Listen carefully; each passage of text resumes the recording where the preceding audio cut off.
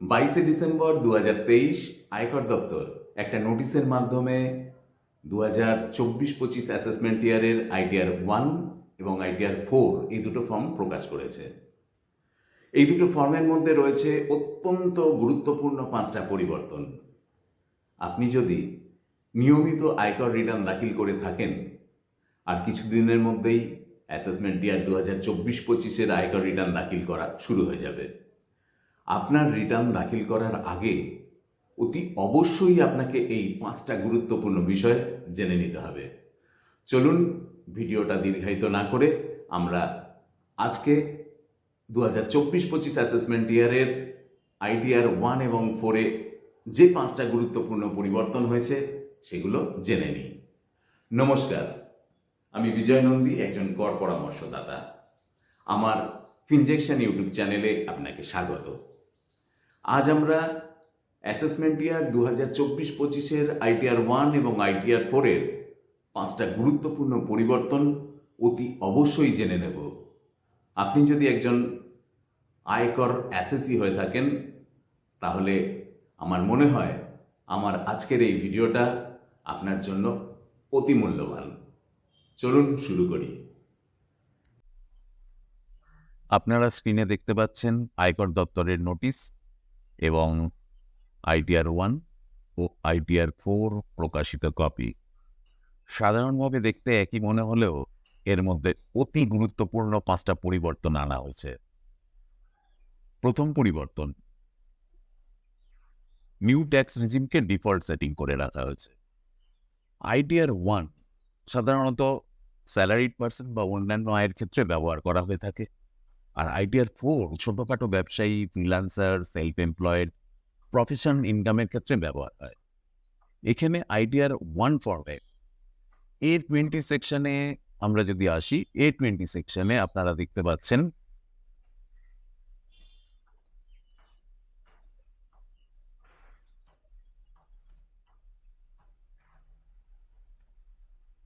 এখানে এই জায়গাটায় আমরা A20 সেকশনে দেখতে পাচ্ছি পরিষ্কার মেনশন করা রয়েছে, do you wish to exercise the option under section 115 BAC 6 of opting out of new tax regime?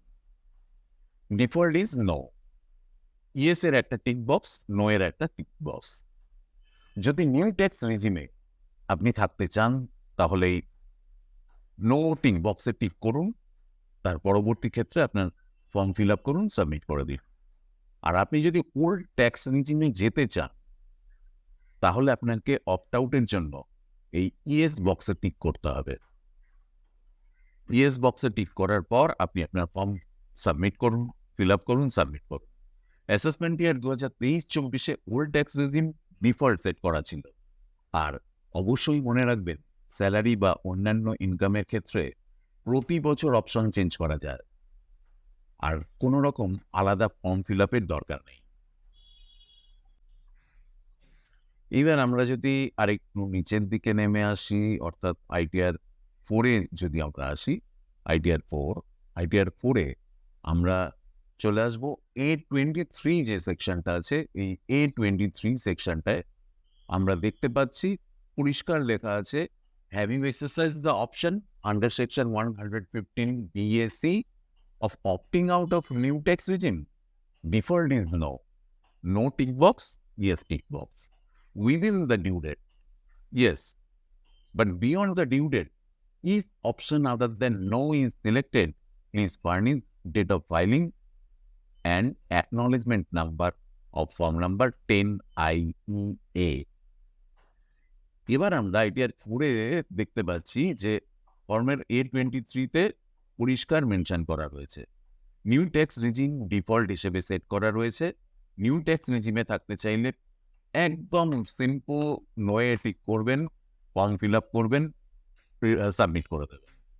আর আপনি যদি আপনার ধরুন অনেক টাকার ইনভেস্টমেন্ট রয়েছে, আপনি old tax regime new tax রিজিমে কম্পিউটেশন করে দেখেছেন আপনার ওল্ড ট্যাক্স রিজিমই লাভজনক, ওল্ড ট্যাক্স রিজিমে যদি আপনি যেতে চান তাহলে আপনাকে অপ্ট আউট করার জন্য এই ইয়েস বক্সটায় টিক করতে হবে এবং তার সঙ্গে এই form number 10 IEA fill up করতে হবে।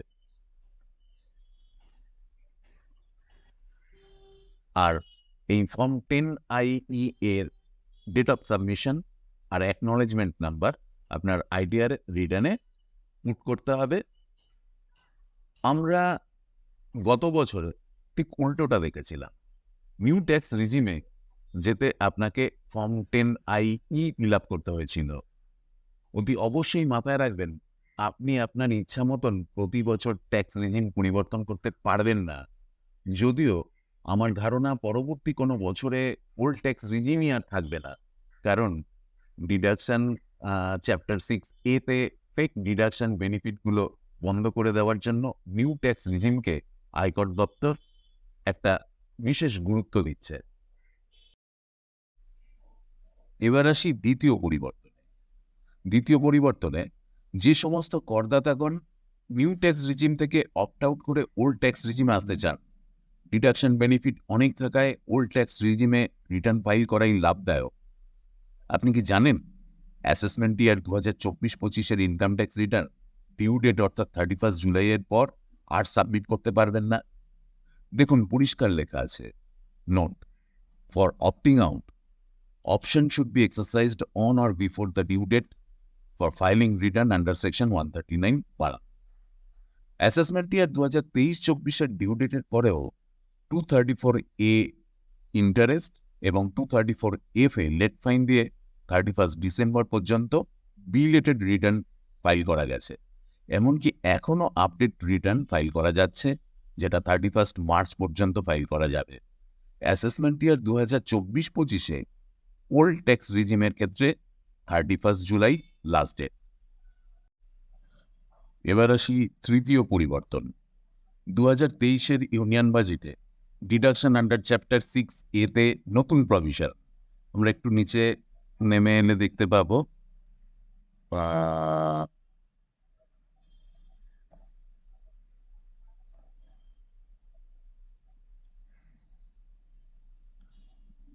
নিচে নেমে এলাম, আন্ডার চ্যাপ্টার 6A এর ডিডাকশনে এইখানে 80CCH,